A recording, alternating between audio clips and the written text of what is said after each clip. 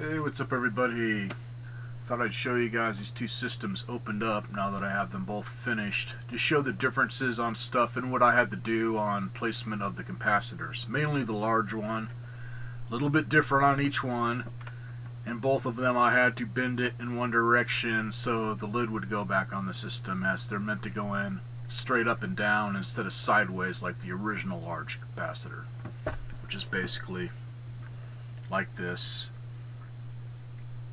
And the Model 1 Intellivision, Series 1s, whatever, the large ones are like this. So, same thing, you got to manipulate the new ones in, kind of. Which on those I had to literally cut them right up to the ends of the resistor to leave this extra bit of lead sticking out of the board, so I'd have more stuff to solder to. There's no way to get them bent in any direction and have the leads on the capacitors be long enough to get into them little holes. So, say a little bit of manipulation, but I had success on all of them. They all worked great. Really wasn't anything wrong with them. This was more just a precaution thing, just to update at least the capacitors so they'll last years to come. So anyways, this original model came out August of '82. And on Council 5's website, they are showing pictures, mainly of the PCB chip, to show what they did with some of the resistors. The original one was kind of like, all I can think of is this was an afterthought, like they got it all put together on the board, and then it's like, oh shit, we fucked up, and then they decided we got to find a place to put these damn things, so they literally soldered the resistors on the pins of the chip, which is works, but it's sloppy. So that's one of the things that they revised and cleaned it up to make it look better. And then also the power supply board, a little bit different on each one. Not too much, but a little bit different. So, move the cam here and show you guys these puppies opened up. So, let me show you guys this one first anyways. That's what I'm talking about on the resistors. Just works, but pretty sloppy on how they did it. Kind of like they just threw it together.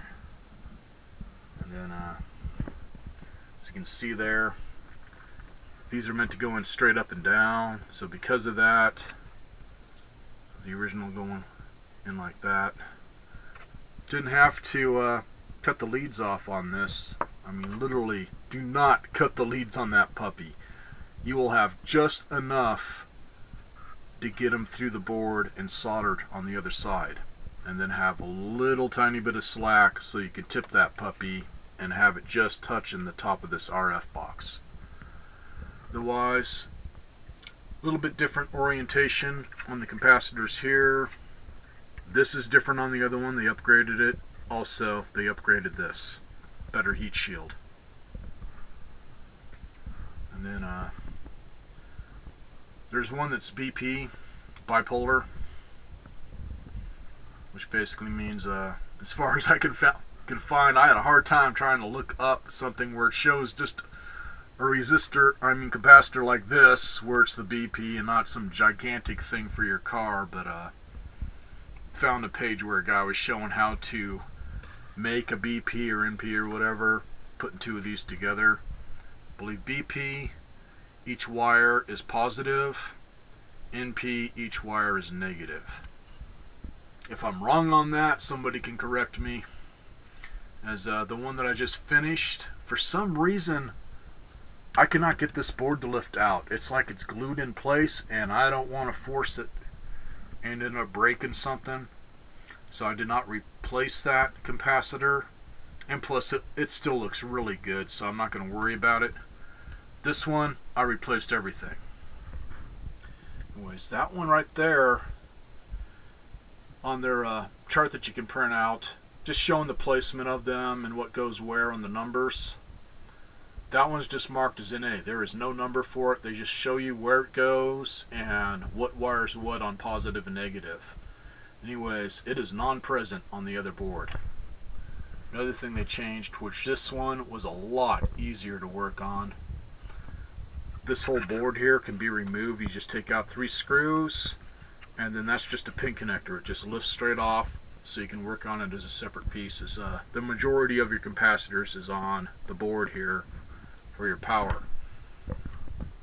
Is this one, it's just that capacitor and then the BP one that's hidden under here, which on that one, because this is pretty close to the motherboard, I had to kind of do the same thing, spread out the wires and lean it to its side, as it's also one like this where it goes on sideways. And if I can remember right, I think it had a little bit of glue on it also to hold it in place. Otherwise, pretty much the same. Same on chips, just a little bit different circuitry. They are showing some pictures of the bottom of each board. Totally different circuitry on them, man. They just rearranged everything, but tried to keep it somewhat the same. But unfortunately, if you guys order some stuff from this site, they're only showing a printout for this one, so it kind of throws you a little bit if you have the revised model, but not too much. And another thing, and I've also found this out with the Sears Intellivision and the Magnavox Odyssey. When it comes to voltage, unless they point out that this particular one has to be this voltage, it's going to be different. I believe some of them that were 16 volt or whatever, the ones they send you in the kit are 25, so higher voltage on the ones they send to you compared to the ones that are in it, which in a way is a good thing. That means they can handle more of a strain. So just outright better capacitors. Anyway, I'll show you guys the revised version here. Right off the bat, there's all those resistors on the board where they should be. Right there by that small chip, that blob of solder between the small one and big one. That's where one of the leads would have gone. They don't even have a place for that, so they just totally removed that capacitor. Figured it was unnecessary. And then where the pin connector is, as you can see, there is a ribbon cable. That is a nice strong ribbon cable that is soldered in place. You cannot remove anything. But at least on my system, unless you get one where maybe you're living in Phoenix to where it's a few degrees hotter than Kingman here, you may have one that's a bit cooked so it doesn't bend as good, but I didn't have any problem. And I was bending it up and down a lot to get at the bottom of this puppy to remove the caps and then solder in the new ones. And as you can see, I say that is totally different. Just upgraded part. And then this pretty much, they just moved it and put a larger heatsink on. And that is capacitor, resistor, I can't remember.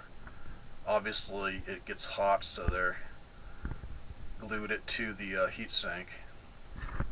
And then as you can see here, just like the other one, don't cut the leads on this big sucker. And I really had to manipulate it a bit to get enough room to solder them puppies down.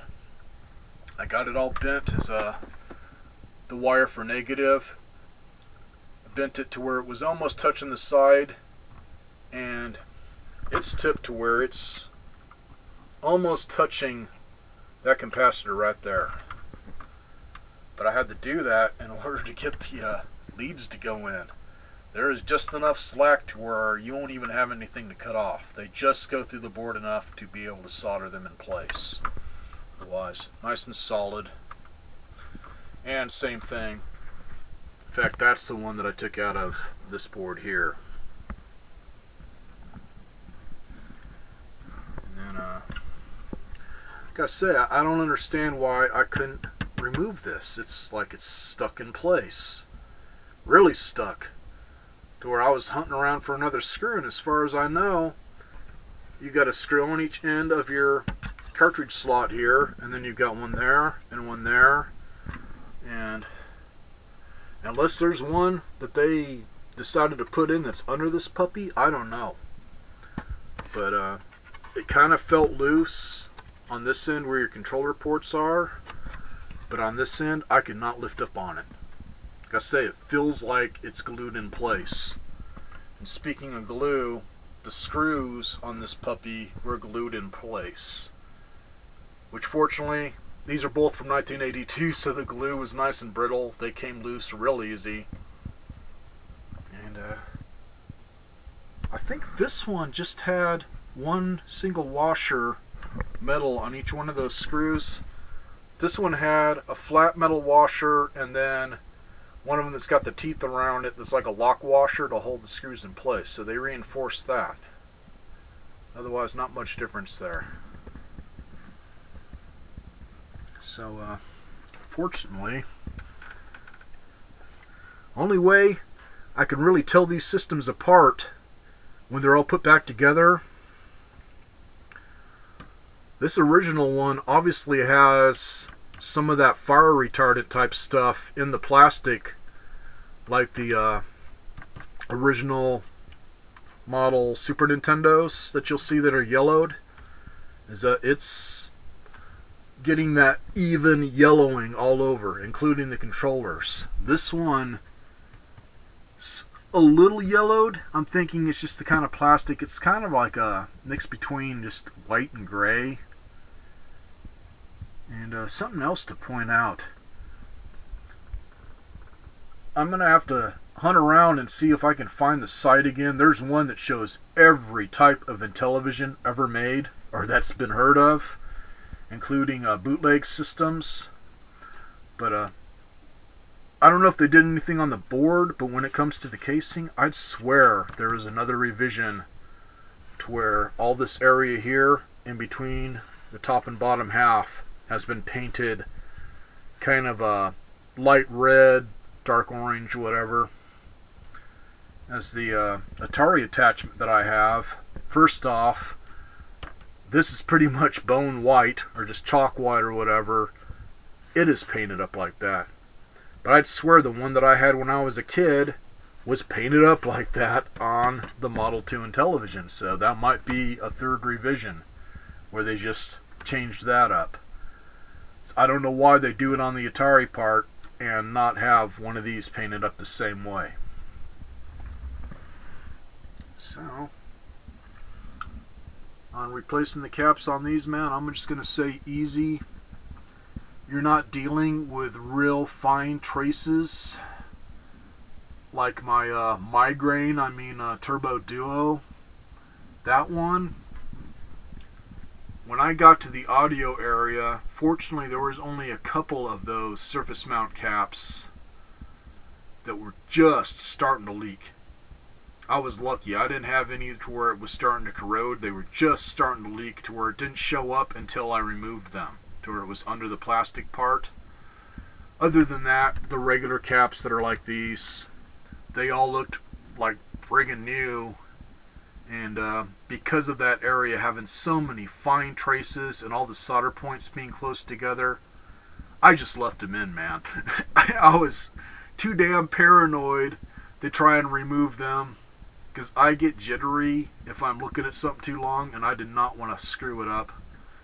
So basically, I replaced everything on the main board, and then all the surface mount caps that I could find, I replaced. So, don't have too many left over, but at least if one of them blows, I still have a capacitor to swap it out with, so I'll just do it that way. And also that system working beautifully. It was just a big job, which for me, doing that was easier than working on these, because I haven't done this kind of work in a long time, man. My first job out of high school back in the 80s was electronics, and I was stuffing circuit boards, but I really didn't do much soldering or messed with schematics or anything. So just kind of unfamiliar on stuff to where the brain's thinking, okay, what I'm putting in should exactly match what I'm taking out. And on this, like I say, some of the voltages are different. So I'm pretty much down to doing the caps on my other Odyssey, which I was saving that for working on at the end here. I may do that here in the next hour. It's one that I've done the mods on, not only the AV mod, but I also put on joystick controller ports and swapped all the wires around so there's extra cables so I can use Atari controllers on my Odyssey 2 system. So more stuff to mess around with and hopefully not break loose when I'm trying to get at stuff. Otherwise, them puppies are really friggin' easy. I mean, they make this look like rocket science.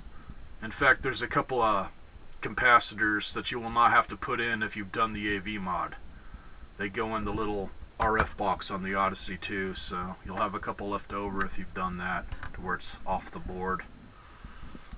Possibly the same thing if you have one of the Odysseys to where you have to make up a separate little circuit board for that AV mod. And I'm thinking those are the ones to where they don't have an on-off switch, to where I believe they turn on when you put the game in place. I'm thinking those you have to do kind of like what you'd have with an Atari 2600, where you have to build a board for it. Otherwise, real simple on AV modding them puppies. You can just literally go right off the board. Which unfortunately with these you can't. These you have to make a separate piece. So, I'm going to quit blabbing on here and say bye to you guys. Just figured, what the hell, I'll show them all finished up so you guys can see the differences. And on the printout, focus here, that's the printout there. So easy enough. And they list out all the capacitors that you're going to replace. I recommend writing on this so you know what goes where, so you don't have to have your computer on. You can go off of this to replace them. Gives you a nice little map.